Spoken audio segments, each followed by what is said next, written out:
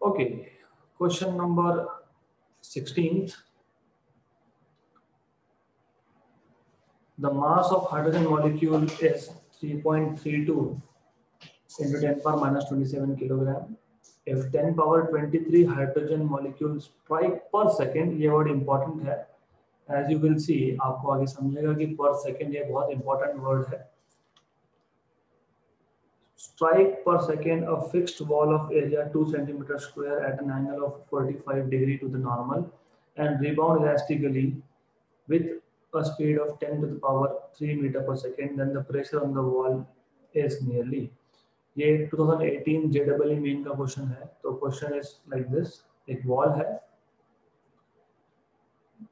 The molecules of hydrogen, they are striking the wall like this at an angle 45 and they're rebounding elastically. Rebounding elastically का मतलब ये है कि without change in the velocity, मतलब without change in the speed. Velocity change होगा क्योंकि direction change हो रहा है, but without changing the speed. So it is something like this. ये angle आपको 45 दिया है and this angle is also 45 basically. Okay, so they should be actually look normal. तो दोनों normal दिखने चाहिए, वो perpendicular दिखने चाहिए, but it's okay, you can understand from diagram, that is fine. So what I mean to say is that they should look normal to each other. This is what I want to say. ऐसा good. तो ऐसा case है, you have around 10 power 23 molecules of hydrogen that strike per second. तो pressure कितना exert होगा? तो आपको पता है pressure is force upon area होगा ना. जब नंबर ऑफ मॉलिक्यूल्स एक बॉल पे जाके हिट होंगे, इंसिडेंट होंगे, स्ट्राइक होंगे, तो उस केस में there will be a pressure on the wall. Okay, that is force upon area. तो फोर्स हमको निकालना पड़ेगा. What is force? Force is rate of change of momentum, dp by dt, right. But dt 1 बोला है क्योंकि पर second बोला है, तो सिर्फ dp देखना है हमको. तो चेंज इन मोमेंटम क्या होता है? तो आप लिखोगे d into mv, राइट. तो this is very important thing here. ये आपको अच्छे से समझना है यहाँ पे. So this is really important how to solve this question. Now how do you solve this question? First of all, change in momentum directly नहीं निकल सकता. क्यों नहीं निकल सकता? क्योंकि यहाँ पे एंगल्स जो है वो एंगल्स पे भी डिपेंड करेगा. तो चेंज इन मोमेंटम निकालेंगे कैसे, वो देखते हैं हम लोग. तो लेट अस से दिस इज u. ओके, तो मैंने आपको ऑलरेडी बताया था, हमने ऐसा क्वेश्चन सॉल्व किया है जिसमें चेंज ऑफ मोमेंटम का मैंने फॉर्मूला भी आपको बताया था. It is 2u cos theta, 2mu cos theta. जिनको याद नहीं, मैं उनके लिए वापस बता रहा हूँ. इनकमिंग पार्टिकल जो था, मॉलिक्यूल जो था, उसका वेलोसिटी के दो कंपोनेंट होंगे. एक कंपोनेंट यहाँ जाएगा, दूसरा कंपोनेंट यहाँ आएगा, राइट. तो अगर ये एंगल 45 है तो ये एंगल भी 45 होगा. मतलब ये इनिशियल वेलोसिटी u1 का कॉस कंपोनेंट होगा, u1 cos 45, और ये इनिशियल वेलोसिटी का साइन कंपोनेंट होगा, u1 sin 45. अगर हम वेलोसिटी को मास से मल्टीप्लाई कर दे तो मोमेंटम मिल जाता है. तो मैं मोमेंटम की भी बात कर सकता हूँ. तो ये मोमेंटम की कंपोनेंट्स भी लिख सकते हो आप. तो you can write either in terms of components of velocity और you can write in terms of components of momentum. Okay, तो ठीक है, हम वेलोसिटी के साथ डील करते हैं फिलहाल. जो आउटगोइंग है, आउटगोइंग मतलब जो रिफ्लेक्शन के बाद आया है, तो रिफ्लेक्शन के बाद जो है you have like this and like this. Okay, good. So now again, if this angle is 45 here, तो ये एंगल भी 45 होगा, और ये फाइनल वेलोसिटी है. ओके, तो I will denote velocity initial by u and velocity final by v. तो ये आपका आएगा v cos 45, ये आएगा v sin 45। तो आप चेंज इन वेलोसिटी कैसे निकालते हो, फाइनल माइनस इनिशियल। ओके, तो सबसे पहले तो वेक्टर के फॉर्म में लिखना होता है इसको। You can do it very simply. Final velocity vector you can see, ये आएगा आपके पास y component negative, x component negative, मतलब ये आएगा आपके पास v sin 45 माइनस आई कैप और minus v cos 45, right, j cap of course. और इनिशियल आएगा आपके पास, इनिशियल कैसे लिखोगे, इनिशियल आप लिखोगे u cos 45 I cap minus u sin 45 j cap. Okay, तो जब आप सब्ट्रैक्ट करोगे, डेल्टा वी करोगे, मैं आपको पहले लंबा मेथड बता रहा हूँ, फिर हम शॉर्टकट भी देखेंगे। वी बार माइनस यू बार जब करोगे, और आपको एक चीज और पता होनी चाहिए, दैट इज क्योंकि इलास्टिक कोलिजन है, इलास्टिक कोलिजन है, इसका मतलब v की जगह पे यहाँ पे u लिखने वाले हैं हम लोग। So here you have u and u, ऐसा आएगा ये। तो आप जब इसको लिखोगे, इसको सब्ट्रैक्ट करोगे, तो minus u sine 45 degree I cap minus u cos 45 degree j cap minus u cos 45 degree I cap minus minus plus u sine 45 degree j cap. तो मैंने आपको बताया था that there are some factors that cancel out. Okay, थोड़ा सा careful रहना, यहाँ पे मैंने उल्टा लिख दिया है, this is j cap and this is I cap over here, तो it's okay, that is just fine. So ऐसा है, ये कैंसिल हो जाएगा, आपको ये मिलेगा minus 2u cos 45 degree I cap. ये आ गया आपका minus 2u cos 45 is root 1 by root 2 I cap, मतलब चेंज इन वेलोसिटी का मैग्नीट्यूड आपको मिल गया 2u by root 2। Okay, then हमको पूछा है प्रेशर।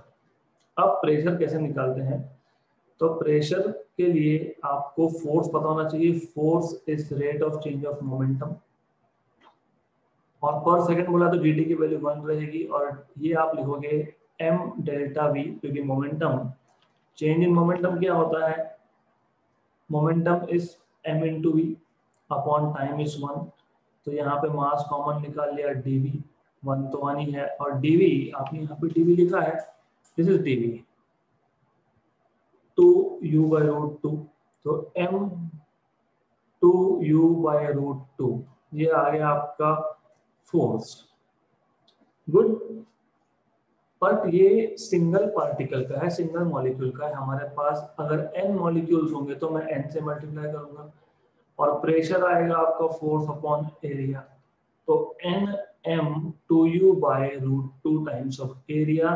एरिया आपका यहाँ पे 2 सेंटीमीटर स्क्वायर है, तो ये आएगा n m 2u upon root 2, area is 2 centimetre square, मतलब -4 metre square, answer newton metre square में है, तो 2 कैंसिल, और n की वैल्यू 10 पावर 23 है, number of hydrogen molecules are 10 power 23 into mass of each, mass of each कितना दिया है 3.32 into 10 power -27 into u, initial velocity of each is 10 to the power 3, और आगे आपको एरिया बताया है, एरिया के लिए तो हमने सब्स्टिट्यूट कर ही दिया है, रूट टू 10 पावर -4 ऐसा आएगा।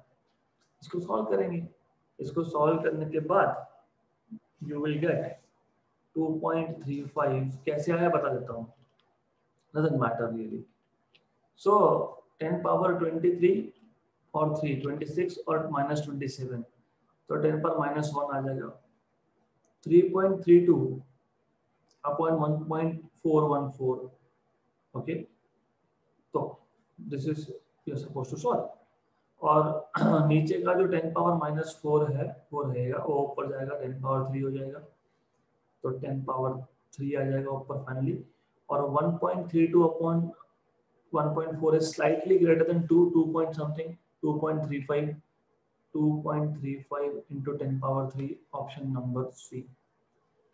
मैं क्वेश्चन रिपीट कर रहा हूँ, इजी क्वेश्चन है बहुत। अब मैं शॉर्टकट बताऊंगा because we already know this. तो ये डायग्राम लगेगी हमको इसके लिए।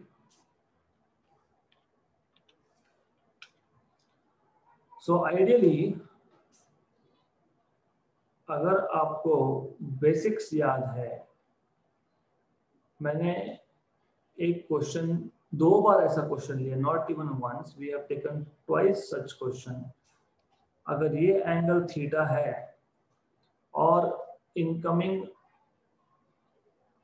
और आउटगोइंग दोनों का वेलोसिटी अगर सेम है, मतलब इलास्टिक कोलिजन अगर है, तो in this case change in momentum, if you remember, change in momentum जो था, डायरेक्टली डेल्टा पी की बात कर रहा हूं, ये सीधा आता है 2m u cos of theta, directly आता है ये अगर फॉर्मूला याद होगा तो आपको इजीली समझ में आएगा। चेंज इन मोमेंटम, तो हमारे पास हमको निकालने के लिए बोला है प्रेशर, ये मोमेंटम है, हाँ, don't forget this is momentum, this is pressure, okay.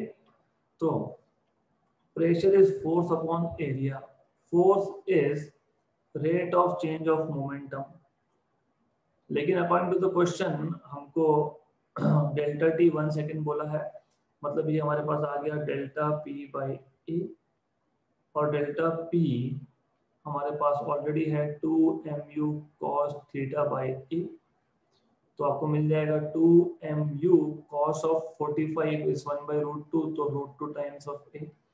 ये प्रेशर किसका, सिंगल मॉलिक्यूल का, लेकिन हमारे पास कितने मॉलिक्यूल्स है, n, तो ऐसा ही हमारे पास फॉर्मूला बना था। If you see we had the same formula 2mnu upon √2a, 2mun upon √2a, फिर इसके बाद सिर्फ आपको वैल्यू सब्स्टिट्यूट करनी है and then you are supposed to do the calculations.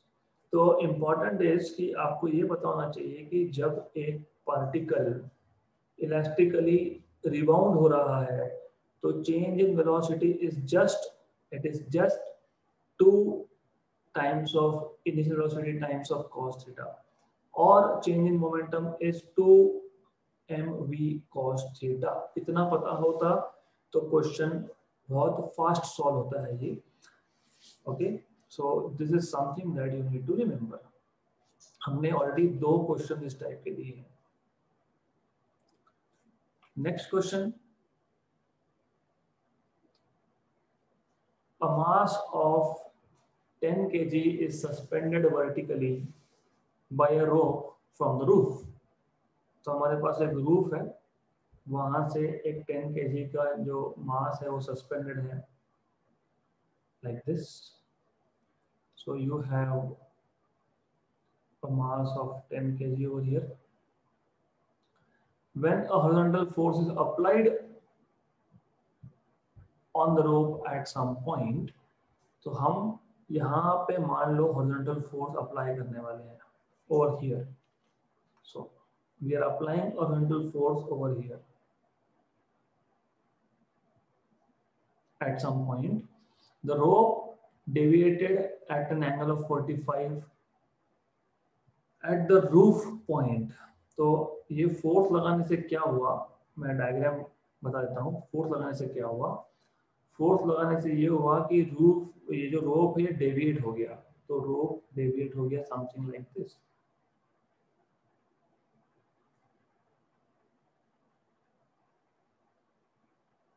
ऐसा आ जाएगा वो, ओके, मोर और लेस लाइक दिस। और यहाँ पे जो ये फोर्स था, ये फोर्स ऐसा है, alright। So this is the applied force F। This was 10 kg mass नीचे, और क्या हुआ, because of the application of this horizontal force, यहाँ जो एंगल बना है this angle over here is 45, तो ये एंगल भी यहाँ पे 45 ही बनेगा। क्वेश्चन बहुत सिंपल है। तो because of the application of force ये एंगल यहाँ पे 45 डिग्री बना है। ये 45 है तो ये भी 45 है। You already know this. Okay, so well हमको पूछा है the magnitude of the force applied. तो कितना मैग्नीट्यूड है ऑफ दिस फोर्स। ओके, तो it's a very simple question. How do you find? It's a simple thing. ये भी 45। Okay, सो मास कितना था? मास 10 केजी था, दिया हुआ है, मास 10 केजी दिया हुआ है आपको। How do you find out force? तो यू नीड टू अंडरस्टैंड कि यहाँ पे जो टेंशन टी होगा, ये टेंशन टी होगा, इसके भी दो कंपोनेंट हो जाएंगे। अब एक ये कंपोनेंट होगा और एक यहाँ पे होगा। If this is 45, this is 45, मतलब ये जो कंपोनेंट आएगा टेंशन का, ये आएगा टी cos ऑफ 45 और ये आएगा t sin ऑफ 45। हमने पहले सॉल्व किया है इस टाइप का क्वेश्चन। फिर आप बोलोगे कि t cos 45 को कौन बैलेंस कर रहा है? mg बैलेंस कर रहा है, क्योंकि यहाँ नीचे mg मतलब 10g ऐसा है। तो t equal to mg by cos 45। mg, m is 10, g upon this is 1 by root 2, तो ये आ जाएगा आपके पास 10 और g की वैल्यू भी 10 और रूट 2, मतलब ये आपके पास आ जाएगा 100 रूट 2। फिर आप बोलोगे also force F is equal to t sin 45, तो t is 100 root 2 sin 45, 1 by root 2 cancel cancel 100 newton. Option number B.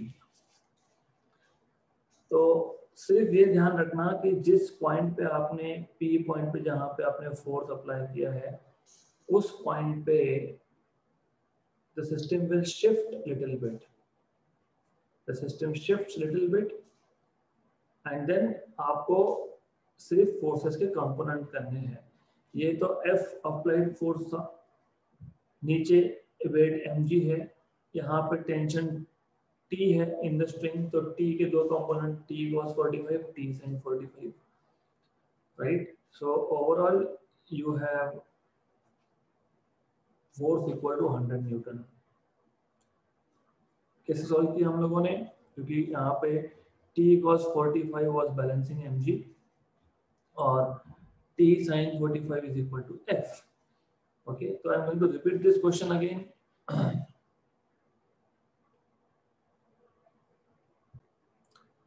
Okay, so I will repeat this question again. Question easy है। Question के according हमारे पास एक रोप है, इस रोप पे नीचे एक 10 kg का मास है और मान लो आप किसी एक पॉइंट पे हॉरिजॉन्टल फोर्स लगा रहे हो F. So this is that force F which is acting at point P. Force लगने के बाद क्या होगा? फोर्स लगने के बाद ये होगा, क्योंकि इमेजिन वायर पे एक जगह पे फोर्स लगा रहे हो, तो जहाँ पे वायर बांधा हुआ है वहां से वो टिल्ट होना स्टार्ट होगा, तो it will be tilted. Okay, then ये सिचुएशन ऐसा बन जाएगा आपका, मोर और लेस। सो मोर और less it will be like this. Okay, तो आपको ये कुछ ऐसा मिलने वाला है। अकॉर्डिंग टू द क्वेश्चन आपको ऐसा बोला गया है कि ये जो एंगल बना है यहाँ पे at the point of extension is 45, तो this angle here is 45 degree. Now हमको पूछा है कि ये फोर्स कितना, तो फोर्स कितना, तो फोर्स फाइंड कर लेंगे। तो ये है आपका फोर्स F यहाँ पे। So you have this force F over here, this is F force. अब अगर मैं इस लाइन को एक्सटेंड करता हूं तो what do we notice is this angle also is 45, ये 45 है। तो जस्ट अ मिनट,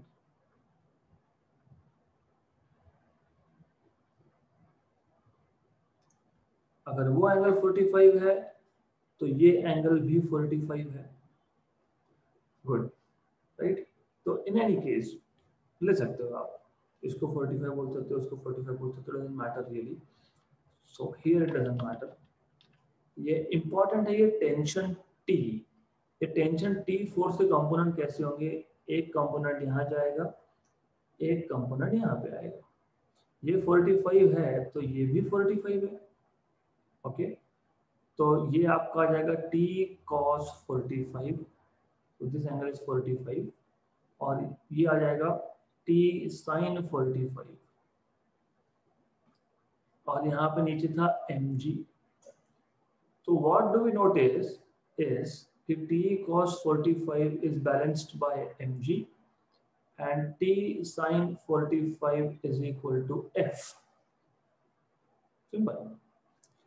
तो now what we can do is, हमको f फाइंड करना है, हमको t मिल गया mg by cos 45। अब मैं और एक अप्रोच बता रहा हूँ, आंसर सेम ही आने वाला है। therefore f will be t sin 45, but t क्या है, mg अपॉन cos 45 और इनटू sin 45। तो ये सिर्फ t था, बस t के जगह पे सब्स्टिट्यूट किया है मैंने, दैट्स इट, क्योंकि मुझे पता है आंसर सेम आने वाला है, so that's okay.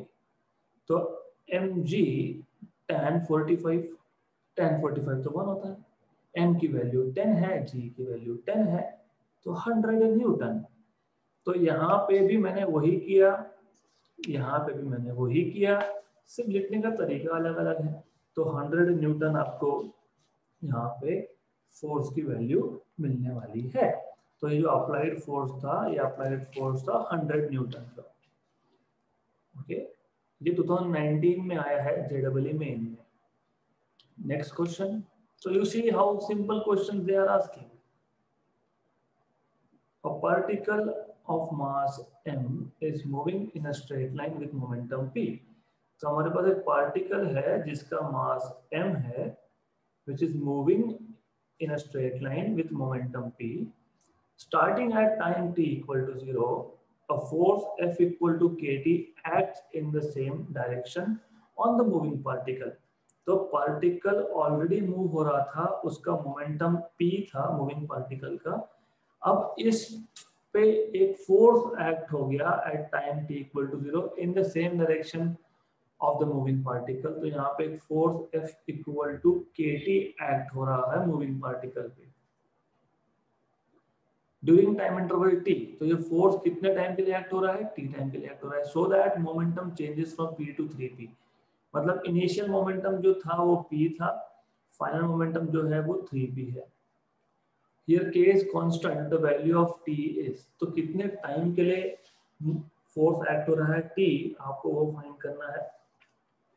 2019 JEE main का क्वेश्चन है और बहुत सिंपल है ये क्वेश्चन। सिर्फ क्वेश्चन को पहले समझ लो।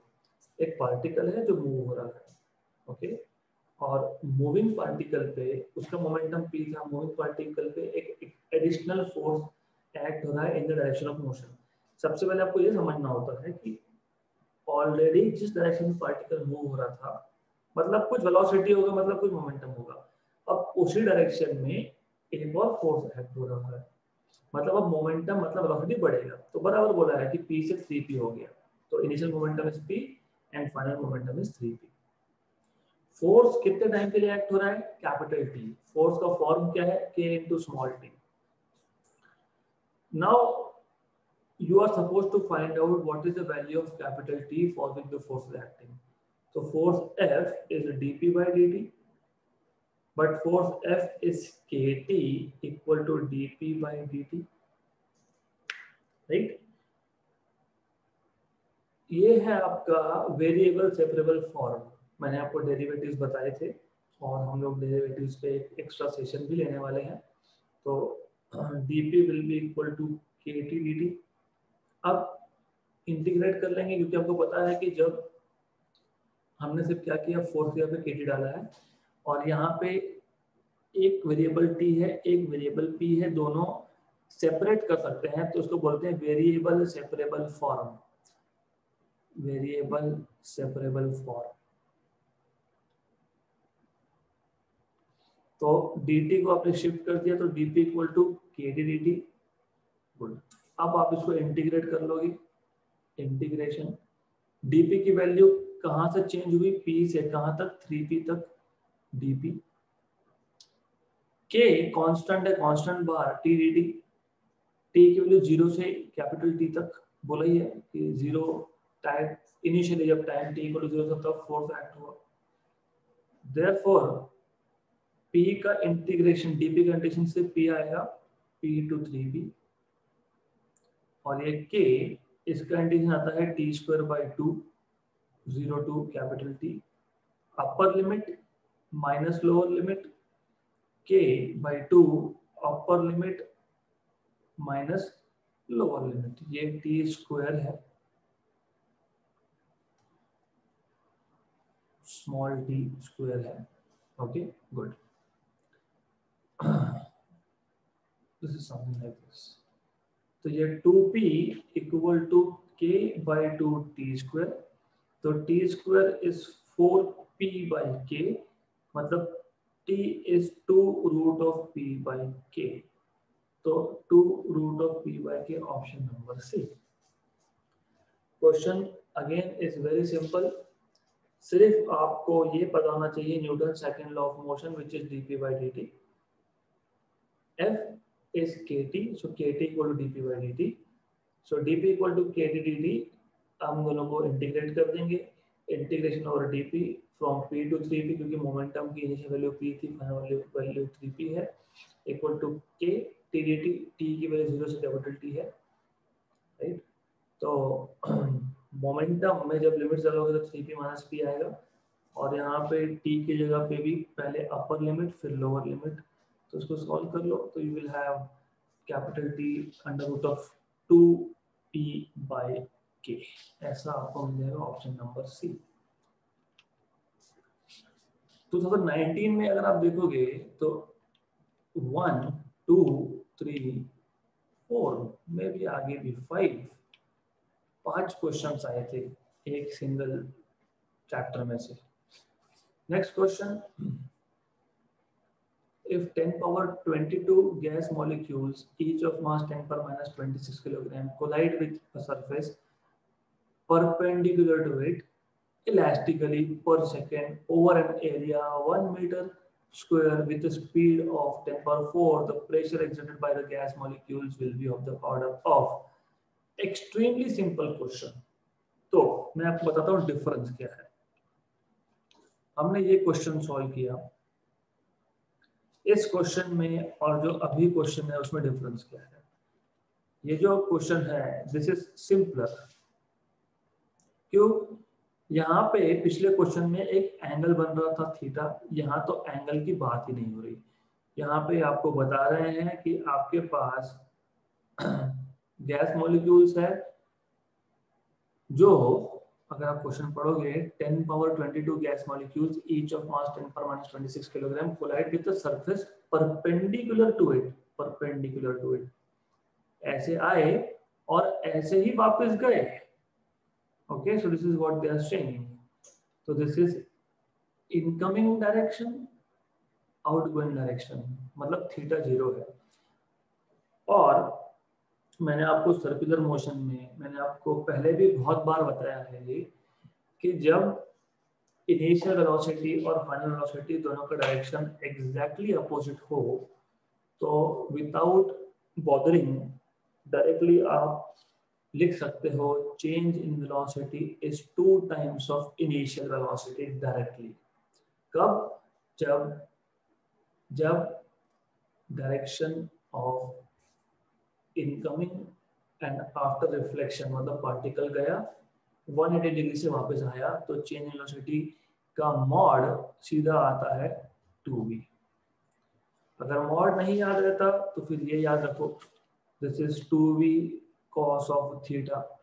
थीटा कितना 180 डिग्री है ना, तो आपको डेल्टा v मिलेगा यहाँ पे 2v cos ऑफ 180, क्योंकि पार्टिकल गया और अपोजिट डायरेक्शन में वापस आ रहा है तो 2v आ जाएगा।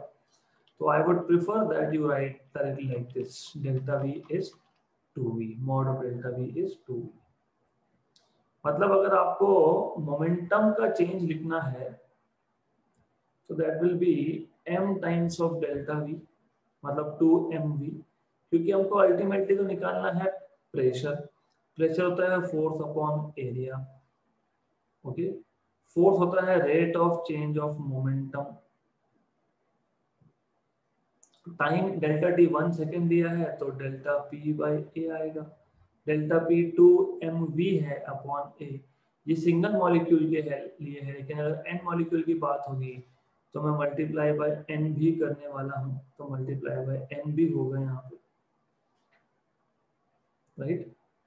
तो 2 times of mass is 10 power minus 26 into velocity is 10 power 4 into number of particles 10 power 22 upon area 1 meter square। काम आसान करके रखा है हमारा इन्होंने, तो सिंपल है 10 पावर माइनस 26 प्लस 26 कैंसिल, तो 2 न्यूटन पर मीटर स्क्वायर का प्रेशर एक्सर्ट हो रहा है, राइट। तो extremely simple question it was. Next question, a man 50 kilogram and his son 20 kilogram are standing on a frictionless surface facing each other. The man pushes his son, push, okay, push और pull पता होना चाहिए, okay, pushes his son so that he starts moving at a speed of 0.70 meter per second with respect to the man. The speed of man with respect to surface is, okay, good. So it's a nice question, अच्छा question है। तो see the thing is, आपको समझना ये है कि करना क्या है। There is a man whose weight is 50 and along with his son whose weight is mass is 20।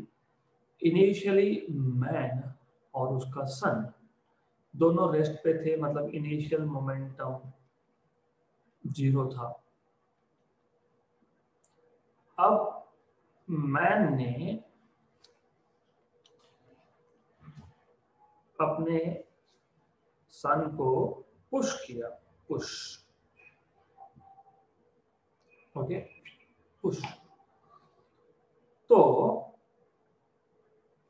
Velocity of son becomes 0.7 meter per second. So what is the velocity or speed of the man? So final momentum will be momentum of man plus momentum of sun. Momentum of man is mass of man into velocity of man plus mass of sun into velocity of sun, right? तो सिर्फ आपको यहाँ पे conservation of momentum लगाना है, that's it. So we know that from conservation of momentum, therefore according to law of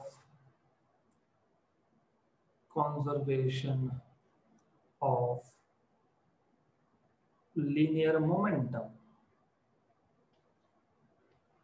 of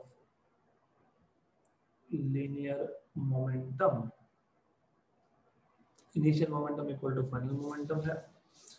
initial momentum आपका 0 है, आपका मतलब सिस्टम का, और वेल यहाँ पे आ गया आपका mass of man, velocity of man plus mass of sun, velocity of sun. तो दिस इज वेरी सिंपल। अगर ये नहीं भी करते तो गन और बुलेट का केस याद होगा तो उससे भी डायरेक्टली याद है। So this is direct question. तो velocity of man is minus mass of sun velocity of sun upon mass of man. So mass of sun 20, velocity is 0.7, mass of man 50. तो cancel cancel, ये आपके पास आ गया 2 into 0.7 मतलब basically 1.4 by 5, तो 2.8 by 10.